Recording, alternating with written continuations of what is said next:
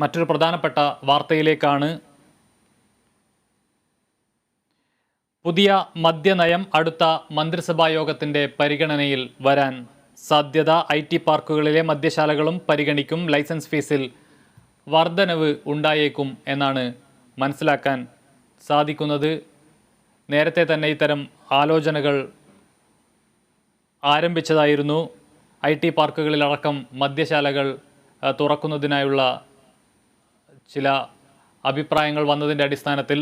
എന്നാൽ ഇപ്പോൾ അത് സംബന്ധിച്ച് അടുത്ത മന്ത്രിസഭാ യോഗം പരിഗണിച്ചേക്കും എന്ന തരത്തിലുള്ള വാർത്തകളാണ് പുറത്തു വരുന്നത്. പുതിയ മദ്യനയം അടുത്ത മന്ത്രിസഭാ യോഗത്തിൽ രൂപപ്പെടുത്തിയേക്കാനുള്ള സാധ്യതകളാണ് ഇപ്പോൾ പുറത്തു വരുന്നത്.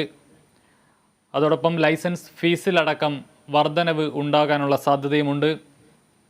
ഡി ബിനോയ് തിരുവനന്തപുരത്ത് നിന്നും ചേരുന്നു. ബിനോയ്, നേരത്തെ തന്നെ ഇത്തരത്തിലുള്ള ചർച്ചകൾ ആരംഭിച്ചിരുന്നു.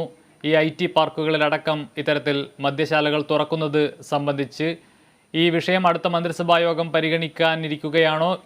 നിർണായകമായ പുതിയ മദ്യ നയം രൂപപ്പെടാനുള്ള സാധ്യതയുണ്ടോ?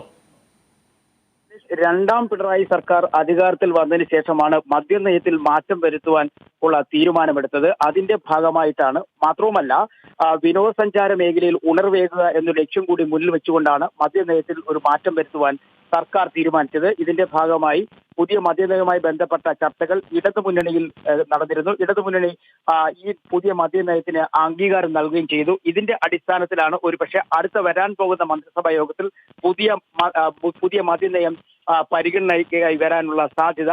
ഇതിൽ പ്രധാനമായും ശ്രദ്ധിക്കേണ്ട ഒരു കാര്യം, ഈ IT പാർക്കുകളിലേക്ക് മദ്യശാലകൾ വരുന്നു എന്നുള്ളതാണ്. അത് നേരത്തെ തന്നെ മന്ത്രിസഭാ യോഗത്തിൽ ചർച്ച ചെയ്തിരുന്നു, ഒപ്പം ഇടതുമുന്നണിയിലും ചർച്ച ചെയ്തിരുന്നു. കാരണം IT പാർക്കുകളിൽ ഉല്ലാസത്തിന്റെ ഭാഗമായി ബീർ വൈൻ പാർലറുകൾ തുടങ്ങുന്നതിനെ കുറിച്ചായിരുന്നു അന്നത്തെ തീരുമാനം.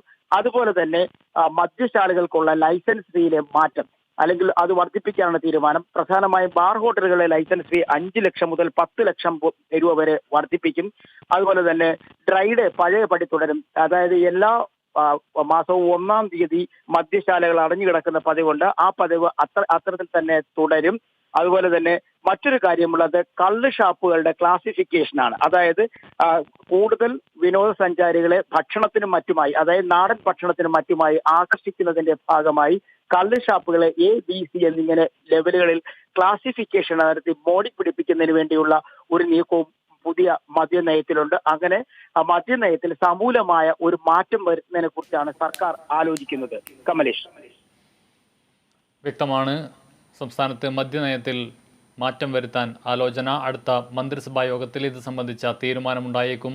IT പാർക്കുകളിലടക്കം മദ്യശാലകൾ തുറക്കുന്നതിനുള്ള തീരുമാനം ഈ മന്ത്രിസഭാ യോഗത്തിൽ ഉണ്ടായേക്കും എന്നാണ് മനസ്സിലാക്കുന്നത്. അതോടൊപ്പം മദ്യശാലകൾക്കുള്ള ലൈസൻസ് ഫീസ് വർദ്ധിപ്പിക്കാനും തീരുമാനം ഉണ്ടായേക്കും എന്നാണ് മനസ്സിലാക്കുന്നത്. ഡി ബിനോയ് ആണ് തിരുവനന്തപുരത്ത് നിന്നും വാർത്തയുടെ വിശദാംശങ്ങൾ നൽകിയത്.